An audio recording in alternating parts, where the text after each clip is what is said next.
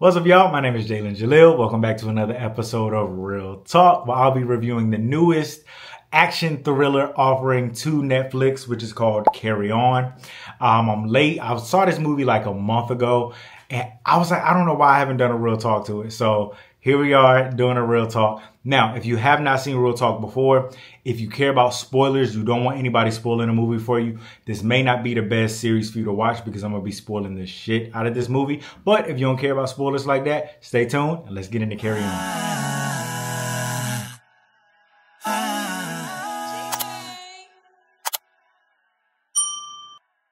So, as previously stated, Carry On is an action thriller, and there are going to be four main characters you're going to hear me speak about. The first is the character Ethan. Ethan is played by Taron Egerton. The second is his girlfriend Nora, who is played by Sophia Carson. The third is the Traveler, which is played by Jason Bateman. And number four is the Watcher, which is played by Theo Rossi.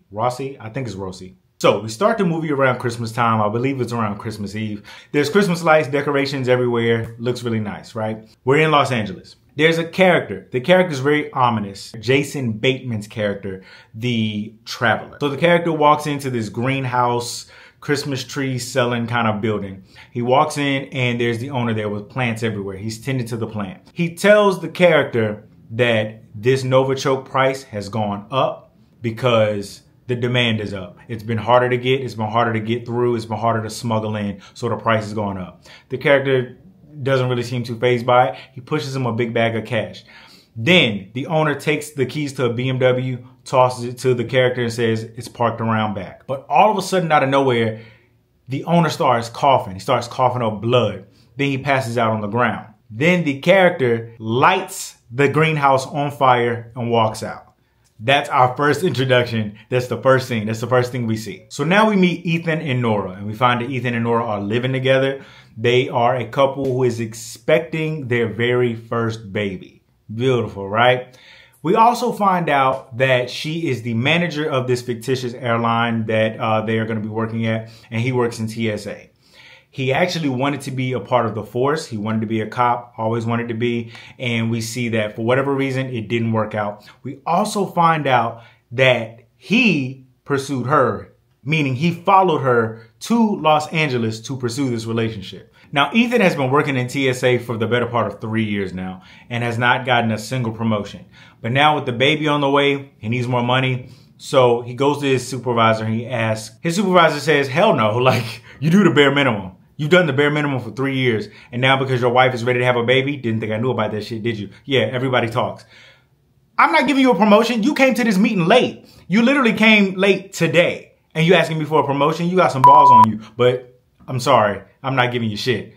So Ethan then pleads for some sort of task to show that he can prove himself.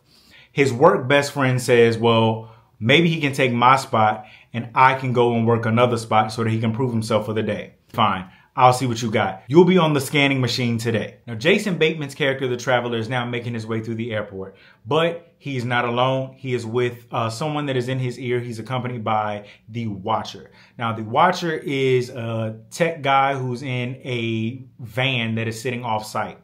Now, this database that he's able to tap into, he can get information about pretty much anyone, anywhere, and he can also hack most of the cameras that are within LAX, within the airport. He also has a hostage in the back that is tied up, but we'll get back to that later. But this is how the Traveler, Jason Bateman's character, is able to get all of his information because his man in his ear, the Watcher, is able to look up all of Ethan's information and pretty much scare him with the information that they know about him and his girlfriend. While Ethan is working the scanner machine, there's a random earpiece that gets left in one of the bins.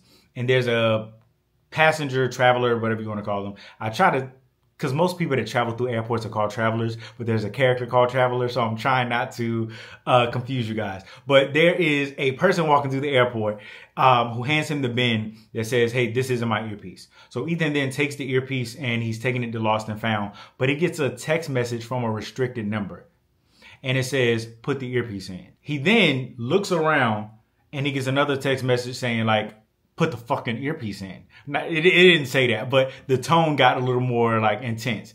So he then puts the earpiece in, which is like, why the fuck would you do that? Because number one, like, hygiene, sanitation. The fuck? You don't know what his earpiece has been. That's disgusting. And two, you work in TSA. You literally work in TSA. You're literally trained on all the bullshit that people try to pull. Like, that could be a bomb. Like, why would you do that? In my eyes, this whole thing could have been alleviated if he just threw the earpiece away and didn't put it in his ear. That, like, he would have been just fine. Well, I'm sure some other shit would have happened, but all that to say, he shouldn't have put the earpiece in, but he did. Now we're back onto the story. Then once he puts the earpiece in, the traveler is now speaking to Ethan and he gives him this rule. This rule says there's one bag for one life, which I felt like they were trying really hard to make a one-liner on that. They were trying to really like to make it a real cool one-liner. And I was like, I feel like they could have done better. One bag for one life. That would have pissed me off. I'm like, you're corny. Get off my ear. Like, what?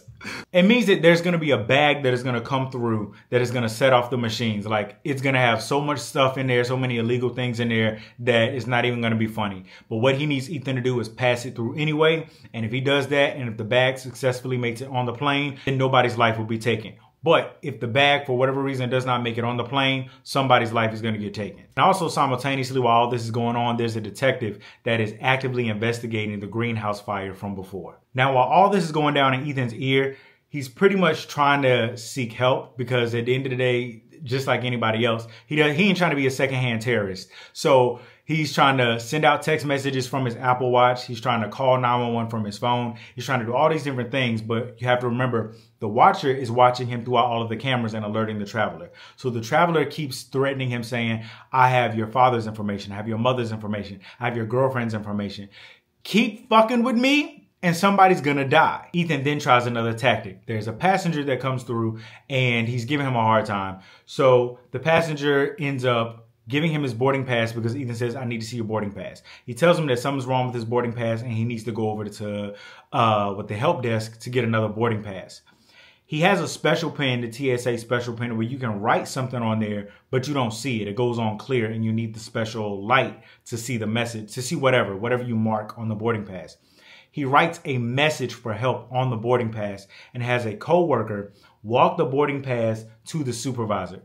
The watcher alerts the traveler. The traveler sees this. He goes and he bumps the coworker that has the boarding pass in his hand. Magically, or not magically, we later figure out why, the coworker falls down and dies from a heart attack. And whole time the traveler is in Ethan's ear basically saying that you did that. You did that. You keep fucking with me. You keep trying to get help and I'm going to keep killing people around you. It's good. I don't think that was necessary. After this coworker dies, Ethan's supervisor basically says, it's too much shit going on. Everybody back to your regular stations. Ethan, get off the scanning machine and go back over to where your normal station really is. At this point, the traveler sees this and he's in Ethan's ear saying, that wasn't the fucking plan. You were supposed to be on the machine. Ethan says, what the fuck you want me to do about it? I'm saying fuck a lot. I hope y'all don't mind. I might, welcome. I curse a lot. Whatever. Ethan says, what do you want me to do about it? He says, get back on the machine. I don't care how you do it, but get back on the machine or else Nora is next. So the person that ends up getting back on his machine is his close friend from work. Now, when I say close friend, I really mean like, you know how people have work husbands, work wives? This is like his work best friend. And his best friend has been working there, his work best friend, because they're not best friends in real life, but you know, he's a really close friend at work. His friend has been there for a shorter period of time than he has, but he's actually shown initiative and has gotten promoted, I think, twice in the 3 years that Ethan has been there. But his friend is trying to give him a layup to help him get a promotion since his boss is not willingly trying to give him one. His friend now is back on the scanning machine. So Ethan comes up with a plan quickly to basically switch out the coffee that he has on the scanning machine desk or whatever and switch it out for another coffee that is doused with liquor. So he goes over, he distracts the coworker, switches the coffee cups, and then he walks away. The traveler sees this and then goes to the supervisor, you know, acting as an anonymous, you know, passenger traveler walking through the airport. And he says, I noticed that one of your TSA workers smells a lot like alcohol. So the supervisor goes over, he checks the cup. Essentially, his friend gets fired for being drunk on the job. And he's really pissed at Ethan naturally because he's like, damn, like if you wanted a promotion that goddamn bad, like you were going to get me fired so you can get a promotion. That's crazy. The stakes are getting high. Back to the detective. The detective finds out from a watch. I guess it was like a watch that the owner was wearing that has like some sort of like recording device situation on it, but it was charred in the fire. So she's trying to run back some of the audio that maybe they can get from the watch, but it's all distorted. So she's picking out random words and she's able to pick out the word Novichok. She then starts researching what the fuck Novichok really is. She finds out it's one of the deadliest nerve agents ever made. There is no antidote for it, and it's about 8 times as potent as VX gas. Don't ask me what VX gas is. I didn't know before this, but I researched it. So I learned something new here. And when a person comes in contact with this Novichok, basically your body starts to shut down organ by organ until you essentially drown in your own blood. So she sends out an immediate alert to Homeland Security, and the Watcher finds out about it. So this dangerous bag that is coming through finally makes it to Ethan and is coming through the machine. The bag is accompanied by this guy in a red hat. You know, they have their whole like dramatic scene where he's like thinking about not doing it. And then the Traveler is in his ear saying, "Let the bag go, Ethan. Let the bag go." In Jason Bateman's stern, assholey kind of voice. Which works for him. It works, you know? So he ends up letting the bag go through. Simultaneously, the detective, she goes through some 911 records and she finds out that Ethan's number is coming up from calling 911 from within the airport twice earlier that day, but they both got canceled. So she urges Homeland Security to look into the matter, and she's looking into it herself as well. There is a random list that comes out from this that TSA receives, a list of passengers that need to be screened. Ethan manages to see the guy with the red hat who takes the dangerous bag through. He ends up seeing his name because he looked at his boarding pass. With his supervisor's access, he hacks into the system and he puts the guy's name on the list. After the guy in the red hat, his name's Mateo. After Mateo gets sent to screening, the Traveler says, "Why the hell did my guy get sent to screening?" Ethan's like, I don't know. Traveler's not, you know, he's not stupid. So he's not really believing Ethan. So he starts beating his ass in a bathroom. And while Ethan's getting his ass beat, he manages to take the gun from the Traveler and he holds it up to the Traveler and he's saying, "I need you to basically undo everything you're doing. Like, this is like gonna put a lot of people's lives at risk. Blah, blah, blah, blah, blah. Hero line. Says a lot of heroic lines, right? The Traveler then pretends like, okay, whatever you want. He then hits a button. This button then ignites the timer on a bomb that is in that same bag. So now he says, "What are you going to do now, hero? You were trying to save a couple hundred people on a plane. Trying to save a dozen thousand people that are in this airport." So now he tasks Ian, or Ian is tasked himself as the hero to go and defuse the bomb. The Traveler says, "I'll be speaking to you through the earpiece and I'll tell you how to defuse it." So now Ethan has to go all the way to the interrogation where red hat guy Mateo is being interrogated. He has to then stop the interrogation and then figure out how to defuse the bomb. All of that happens. There's a lot of action that happens, but you know, for the sake of time, you'll have to watch that part. He ends up finding a way to defuse the bomb, and he finds out that the guy with the red hat, Mateo, is in the same situation that he's in. He has an earpiece as well, and he's being controlled by the Traveler and the Watcher to be a secondhand terrorist to save his loved one. Who is his loved one? The guy that was tied up in the back of the Watcher's van from earlier today, that's Mateo's husband. So his husband is being held hostage until Mateo gets the bag safely on the plane. While Ethan was defusing the bomb, Mateo ended up getting a hold of the gun that Ethan took from the Traveler. So now it's back to business as usual. The Traveler alerts both of them, "Get that fucking bag to the plane. Go now." So now Ethan is taking Mateo on like a little back way, like where the employee only back way is in an airport. He's taking him there so that they can get the bag to the plane. In Mateo's ear though, because the Traveler has the option to speak in one person's ear at a time, he speaks to Mateo in his ear and basically says, "Kill Ethan." So now Mateo is trying to kill Ethan. So now Ethan is running around the conveyor belt. You know, back where the bags are taken on those big long conveyor belts in the back of airports. They are falling, dropping all over the place, running like real action based, right? What we found out before from when Ethan actually stole the gun from the Traveler is that the gun is plastic. So it should only be shot maybe once, maybe twice at a time before you allow it to cool down because the gun can overheat. It's plastic. So, and then once it overheats, it backfires.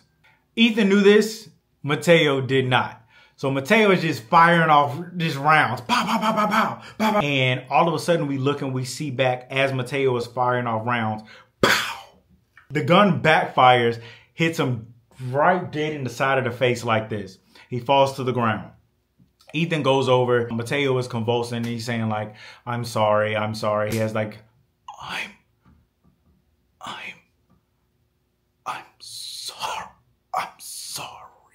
And that's admirable and shit, but I'm like, I wouldn't have given a shit. I would have been like, fuck you. Like, you tried to kill me. I don't care how sorry you are. But, you know, his husband was at stake. But I'm like, you just spent the last 10, 15 minutes chasing me through fucking conveyor belts, jumping over bags and shit, shooting bullets at me from a plastic gun. Fuck you.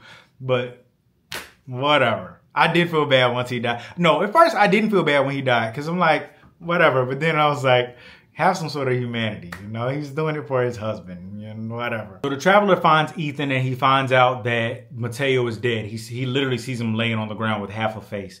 Was not... He didn't have half a face. I'm exaggerating. It was just... he had bad injuries, but it wasn't like, God, what is wrong with me? Why? He finds Ethan. Well, he finds Ethan hiding. He knows Ethan is hiding, but Ethan's not standing out in plain sight. So anyway, time is dwindling down. So now the Traveler has to do the deed himself. He has to get on the flight by himself. So now he's going to go make the flight. He instructs the Watcher to kill Nora. Now Ethan is trying to run to find Nora to save her from the Watcher who's going to be pulling up in a van. I think it was like a Teddy, something Teddy. Like Teddy cleaning, like Teddy tidy, something like a van, like I forgot the name of the van, but it was like a regular white van or whatever that he was going to pull up in and he was going to assassinate her. So he sends a text to her basically trying to say like, run, stay away from a Teddy van. And he tries to run and go and save her. The detective now finds Ethan and is trying to arrest him. He has to basically knock the detective over because she's a little woman. He has to knock her over into a bunch of bags and run and go save his girlfriend. But while he runs away, he gives her a lot of information. He says, this is the description of the guy you're looking for. He's getting on this flight. This is the flight number and he's headed there now. That's all the information. But bitch, I can't stay here and talk to you. I got to go save my woman and my unborn child. Now he's running upstairs. He's asking all her coworkers, where's Nora? Where's Nora? Where's Nora? They instruct him where the last place she was seen. She is somewhere in like the parking lot. So he's able to go and find her. Now, while he is running and he goes to find her, she almost gets shot. Basically, the Watcher really had like a beeline on her and it was about to be curtains for Nora and the unborn baby. Mateo's husband finds a gun in the back of the van and pow, the Watcher is no more. The Watcher dies. Then Ethan and Nora then go over to, you know, of course, thank him for saving them. And they start to put two and two together.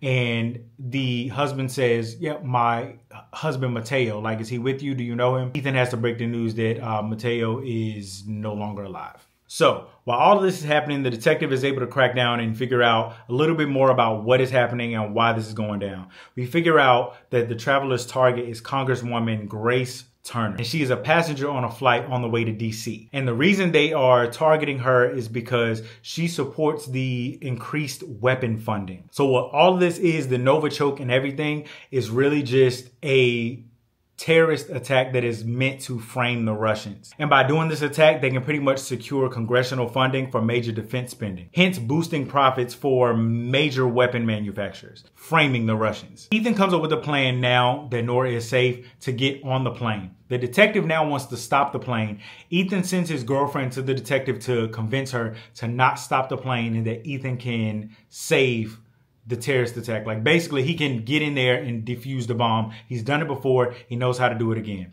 So then he gets on one of those little baggage things with the driving wheel on it. Yeah, I forgot the name of it, but you see them at the airport all the time.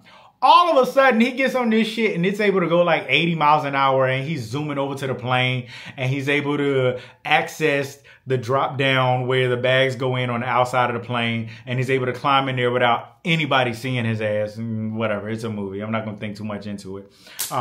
But he gets into the plane, and his goal is to defuse the bomb.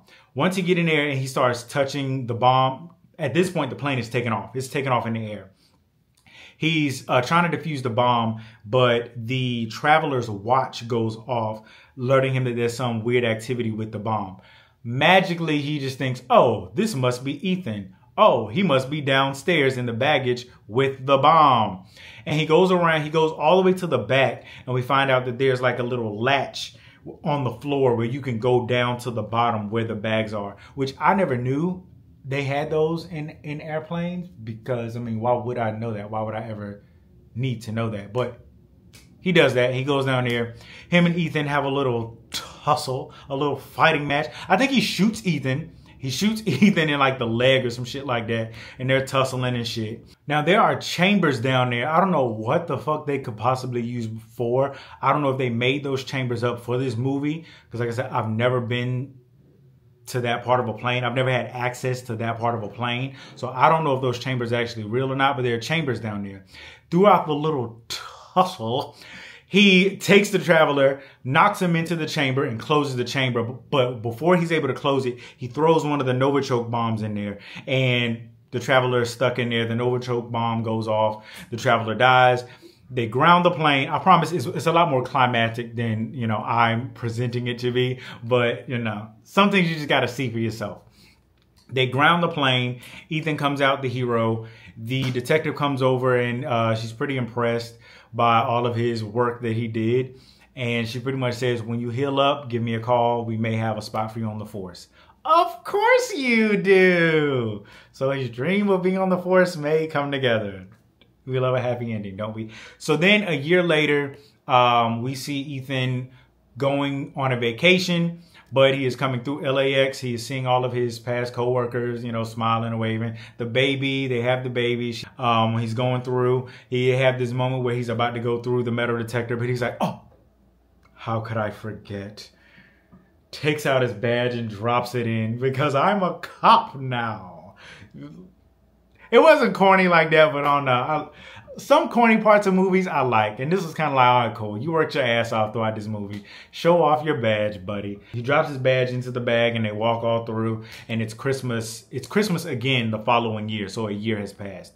And that is the end of the movie. And that is Carry On. Normally, if you are familiar with Real Talk, I normally have a whole list of things I would change in the movies that I review. But a lot of times you'll see my through line with a lot of movies is just it lacks nuance, and it lacks high stakes. It lacks those things that keep you wanting to know what's going on in the film without being bored.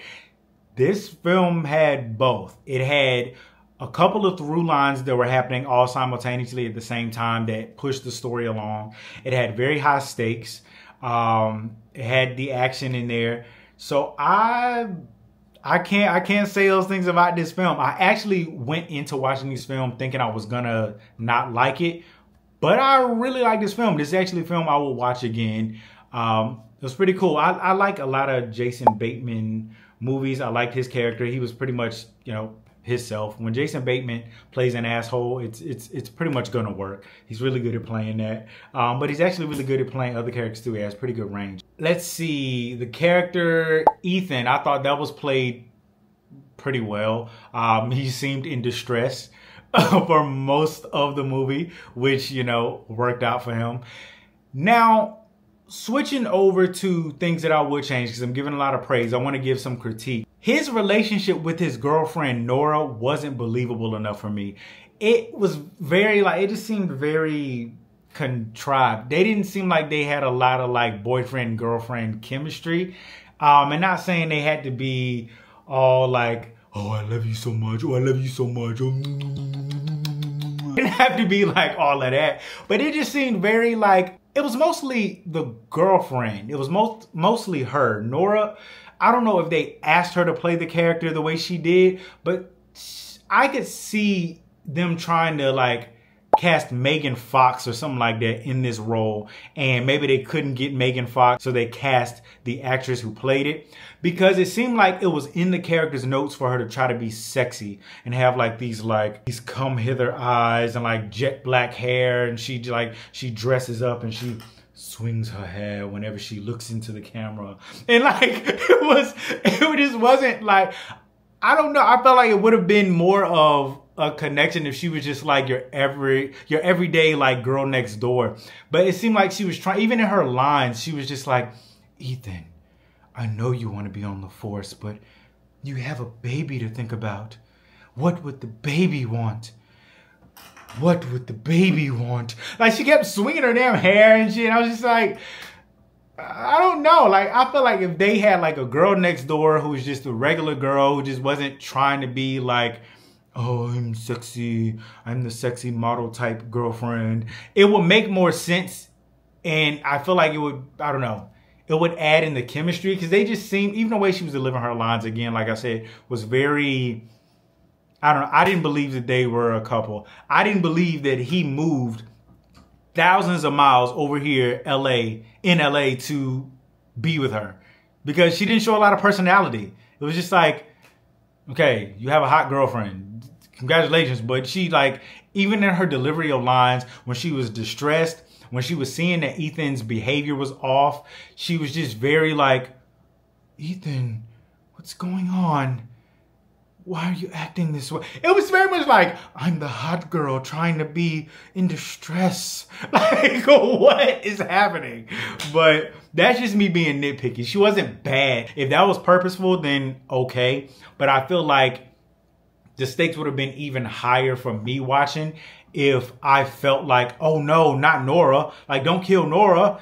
He loves her. He really loves her. I didn't really see that like they really, really, really loved each other. It was just kind of like, okay, you play the boyfriend, you play the girlfriend, whatever. But they didn't have chemistry that was necessarily off the charts. So I feel like if they had time, they should have worked on that a little bit more. And then also, that damn scene where the detective is fighting, there's a scene that I didn't mention because it really wasn't that important, but there's a scene where the detective is headed to the airport, and she, remember when she called Homeland Security?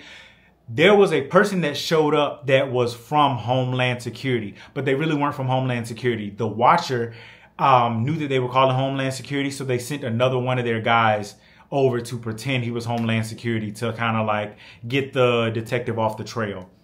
He's going 70 miles an hour on the highway, and they're swerving, and she's trying to like get the car to the side of the road safely and subdue him and all this other shit. But the car flips over and tosses and turns, and they're punching and throwing punches. Pretty cool setup, right? Pretty cool action setup. But I felt like this was probably the last scene that they recorded in this film, and the budget was spent because the CGI was some booty butt cheeks. The CGI on this was some ass. Now, mind you, I'm not a CGI person. That I don't code the AI to make CGI and all, however you make CGI. So who am I to speak? But I do know what I was looking at, and that was clearly a part of the film that stuck out like a sore thumb from the rest of the film, because it was just kind of like, this don't look like the rest of the movie. What the fuck was going on here? But it was still like a cool little action part. But other than that, I think, oh, and the baby. If you look at the movie, the Congresswoman has a separate baby from when she checked in. So when she checks in with the gate agent, the baby's bald. And then by the time they get the other shot, by the time she gets down the ramp to get on the plane, the baby has hair. What the fuck? Where's the continuity? Did the first baby's contract fucking expire? Why did you have to get a whole second baby? I'd be interested in that. But social media helped me clock that one. I was like, yeah, two separate actors playing the baby. I hope they both got credited. Can't pull one over me. Yeah. But anyway, I love Carry On. I've been doing a lot of thrillers lately, whether it's psychological thrillers, action thrillers. I've been doing some real talk on a lot of thrillers lately. So I think my next real talk is going to be a comedy. We'll try that out. See what that's like. But yeah, I like this film. I honestly would give it a 4 out of 5 stars. Maybe 4.5. 4. No, let's stick with 4. Let's stick with 4. Let's not do too much. Let's not do too much. You know, 4 out of 5 is good. But it's on Netflix now, so if you have a Netflix account, your friend has a Netflix account, your mama got a Netflix account, your father, cousin, whatever, log into Netflix, check out Carry On. I think you'll really like it. So, thanks for tuning in, and I will see y'all on another episode of Real Talk. Peace.